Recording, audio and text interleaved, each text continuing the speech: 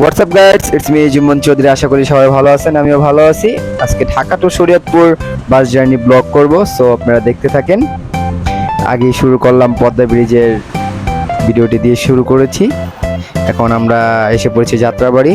যাত্রাবাড়ি থেকে এখন আমরা শরীয়তপুর বাস স্ট্যান্ড চলে যাব। এই তিনটি স্পিড করে দিয়েছি, তো আমরা স্ট্যান্ডের কাছাকাছি চলে আসছি। বাসে উঠে পড়ার পর দেখলাম অনেক জ্যাম, জায়গাটাও একটু স্পিড করে দিয়েছি স্কিপ করার জন্য। তো বেশ কিছুক্ষণ যাওয়ার পরেই ভালো একটা মোমেন্ট আসলো, বাতাস, চারদিক দিয়ে বাতাস আসছে, আমার খুবই ভালো লাগতেছে। বাসে জার্নি করতে আমি খুব এতটা পছন্দ করি না, তাও আমার কাছে খুব ভালো লাগতেছে জানালার পাশে সিট পেয়ে। তো আমরা সবাই জানি মাওয়া রোডগুলো খুবই সুন্দর হয় দেখতে, আপনাদের তাও দেখাচ্ছি। মাওয়া রোডের আশেপাশটা খুব সুন্দর। আমার মনটা খুব ভালো যে আমার বোনের সাথে অনেকদিন পর দেখা করতে চাচ্ছি। আমার শরীয়তপুর যাওয়ার একটাই কারণ, আমার বোনের কালকে বার্থডে। তো আমার বোনের বার্থডে 4ই মে, তো আজকে 3 তারিখ। আমি এই কারণে অনেক হ্যাপি, আজকে কি রাত্রে ওকে উইশ করব। তো সে কারণে আমি আম্মু এবং নানি যাচ্ছি শরীয়তপুর। আমি খুব এক্সাইটেড, অনেকদিন পর যাচ্ছি এবং বাসের লোকজনও খুবই মধ্যে আছে, তার প্রিয়জনের কাছে যাচ্ছে। কারো বাবা, কারো মা, কারো ভাই, কারো বোন, কারো দাদা দাদি। আমি একটু বাইরের দিকটা দেখাই, এই দেখেন আমাদের বাস একটা ওভারটেক হয়ে যাচ্ছে পিএম লাইন। তো আমার মতে তাড়াহুড়োর দিকে আস্তে আস্তে যাওয়া ভালো, সময় থেকে জীবনের মূল্য অনেক বেশি। তো আমি খুবই হ্যাপি, আমার মাইন্ডও খুব ফ্রেশ। তো আমরা পদ্মা টোলের কাছে চলে আসছি। এখানে দেখতে পাচ্ছি একটি বাস টোল দিচ্ছে, তো আমাদেরটাও টোল নেওয়া শেষ হয়ে যাবে। আমরা ওয়েট করতেছি কখন ছাড়বে বাসটা।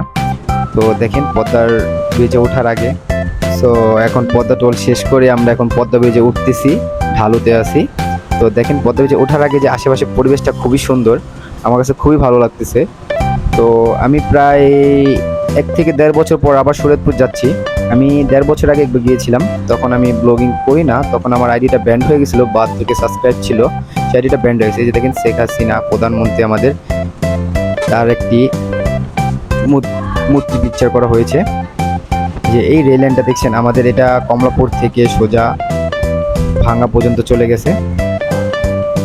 আমাদের কাছে এই দৃশ্যটা খুবই সুন্দর লাগতেছে।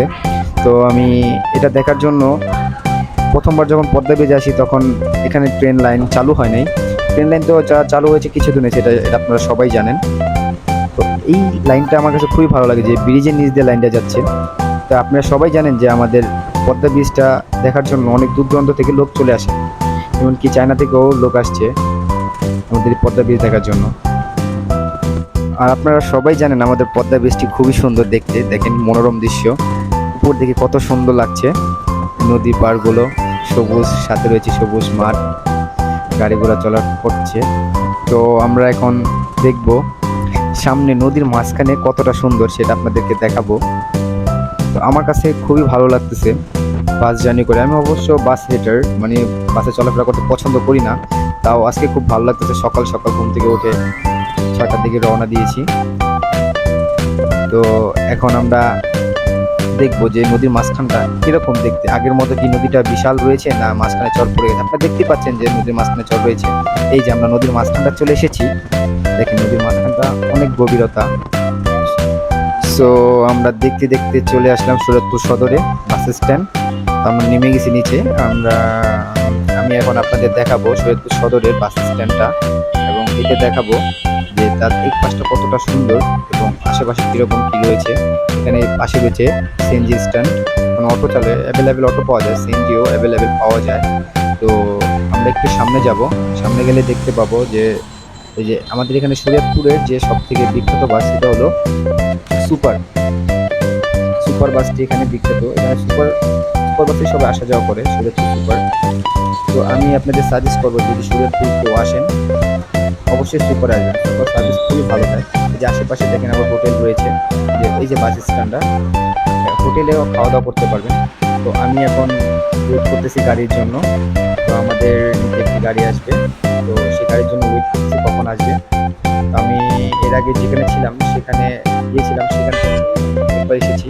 তো গাড়ির জন্য ওয়েট করতে, সে গাড়িতে যাব, সাথে আম্মু রয়েছে, নানি রয়েছে। তো গাইস আমরা খালুর বাড়িতে চলে আসছি শরীয়তপুর। ভিতরে যাব, অনেক কষ্ট করে এসেছে ভাই, শেষ রোদ্রের জোরে তাড়াতাড়ি সকালে উঠেছিলাম, তাও রোদ উঠে গেছে দেখেন আকাশে আকাশে। কই আমার থুয়ে সবাই গেল গা, বুঝলাম না। ভিতরের পরিবেশটা একটু দেখি আমরা।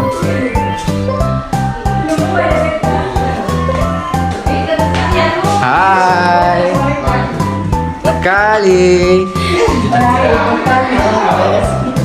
গুলুমুলুটা কোথায়? Hi, how are you? আমরা গুলুমুলুকে দেখে ফেলেছি। হাই, অনেক কষ্টে এসেছি, অনেক জার্নি করেছি রোদ্রে পুরো, তোর জন্য চলে এসেছি। তোর বার্থডে কালকে, তাই আমরা চলে এসেছি আজকে। তো গাইস